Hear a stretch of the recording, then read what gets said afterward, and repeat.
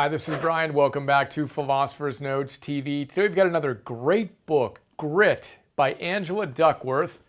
Grit, subtitle, The Power of Passion and Perseverance. Just to highlight Angela Duckworth's background, she is the world's leading researcher on the science of grit. In fact, she created the field of grit, and it's just phenomenal.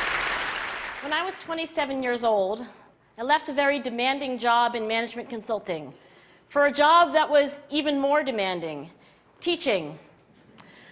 I went to teach 7th graders math in the New York City public schools.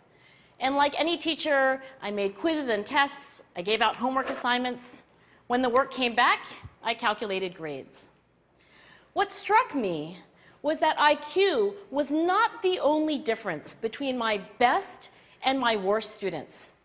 Some of my strongest performers did not have stratospheric IQ scores. Some of my smartest kids weren't doing so well.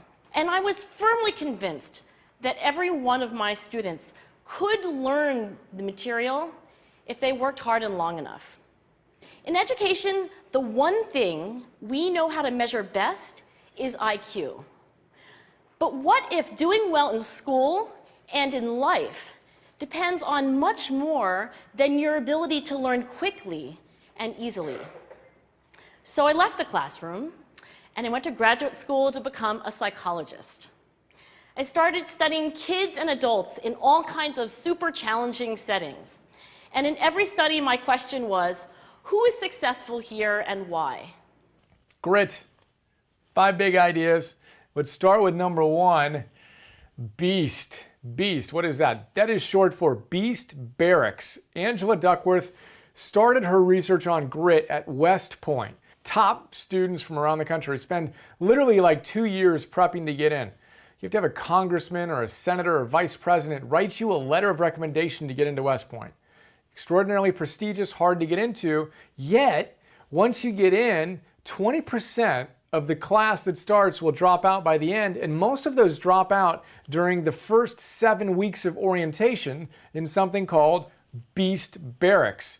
And for decades, military scientists were trying to figure out how to decide and how to predict who's going to drop out and who's not. In all those very different contexts, one characteristic emerged as a significant predictor of success. And it wasn't social intelligence, it wasn't good looks, physical health, and it wasn't IQ. It was grit. Grit is passion and perseverance for very long-term goals. Are you passionate about stuff, but then get excited and then kind of drop it after a while? Do you tend to move through setbacks? The day I got laid off from my job at Martha Stewart, I was relieved. I loved the job, I really did. But the relationship was over, and I didn't know how to end it, and then it broke up with me. On the day of my last show, I got onto the elevator at the 36th floor, and as it started to drop, I started to cry. Every floor took me further and further from what I had been. A magazine editor, a radio host, the person with the cool job to talk about at parties.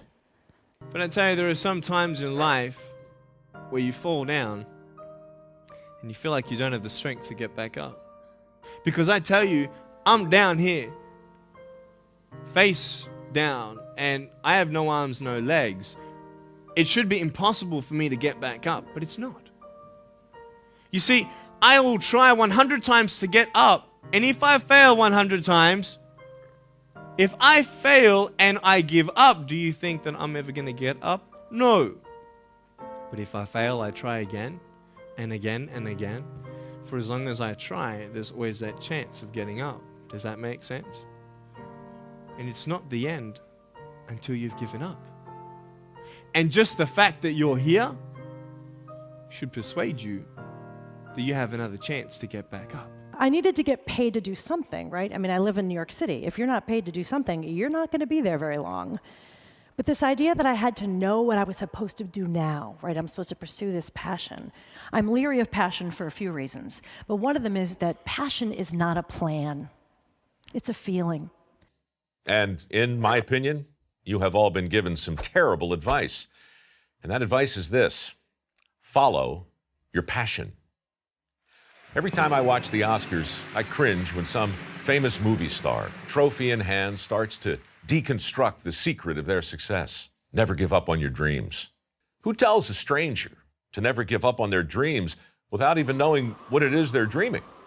I mean, how can Lady Gaga possibly know where your passion will lead you? Employers are struggling to fill nearly 5.8 million jobs that nobody's trained to do. This is the skills gap. It's real, and its cause is actually very simple. When people follow their passion, they miss out on all kinds of opportunities they didn't even know existed. And I was turning away perfectly good full-time jobs. Why? Because I was afraid. I was sure that I would pick the wrong one and get on the wrong train headed to the wrong future. Think of the 3 biggest discouragers in your life. They're not your biggest discouragers. You are. My mother begged me. She said, please take a job, any job. You're not going to be stuck. You're stuck now. You don't create your life first and then live it. You create it by living it, not agonizing about it. Look for problems that need solving.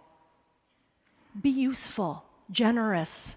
People will thank you and hug you and pay you for it. And that's where passion is, where your energy and effort meet someone else's need. On Dirty Jobs, I remember a very successful septic tank cleaner, a multimillionaire who told me the secret to his success. I looked around to see where everyone else was headed, he said, and then I went the opposite way. Then I got good at my work. Then I began to prosper, and then one day I realized I was passionate about other people's crap. Passion is not a job, a sport, or a hobby. It is the full force of your attention and energy that you give to whatever's right in front of you. And as for the things you know you want to do, you want to write a book, you want to start a business, you want to change careers, great. But if you're sitting around waiting for passion to show up and take you there, you're going to be waiting a long time. Grit is passion and perseverance for very long-term goals. Grit is having stamina. Grit is sticking with your future, day in, day out, not just for the week, not just for the month, but for years, and working really hard to make that future a reality. It turns out that grit predicts a lot of the things that we want to see in our lives. It is the secret sauce of creating a great life and achieving our potential. So far, the best idea I've heard about building grit in kids is something called growth mindset. This is an idea developed at Stanford University by Carol Dweck, and it is the belief that the ability to learn is not fixed, that it can change with your effort.